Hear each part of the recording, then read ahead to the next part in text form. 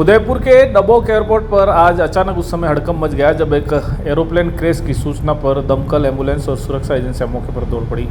हालांकि राहत की बात यह रही कि यह एक मॉक ड्रिल थी जो एयरपोर्ट पर आपात स्थिति से निपटने की तैयारियों को जांचने के लिए आयोजित की गई थी। इस मॉक ड्रिल में विमान क्रैश होने की काल्पनिक स्थिति बनाई गई, जिसमें 181 यात्रियों के रेस्क्यू, घायलों को प्राथमिकता चिकित्सा और फायर कंट्रोल की भी व्यवस्थाओं का परीक्षण किया गया। मॉक ड्रिल में सुरक्षा एजेंसी, CISF, एयरपोर्ट अथॉरिटी और मेडिकल टीमों ने हिस्सा लिया और असली जैसे हालात बनाए गए, जिसमें आम लोगों में भी एक पल घबराहट हो गई। एयरपोर्ट प्रशासन ने बताया कि इस तरह की मॉक ड्रिल समय समय पर जरूरी होती है ताकि आपातकालीन स्थितियों में किसी भी खतरे से प्रभावी ढंग से निपटा जा सके।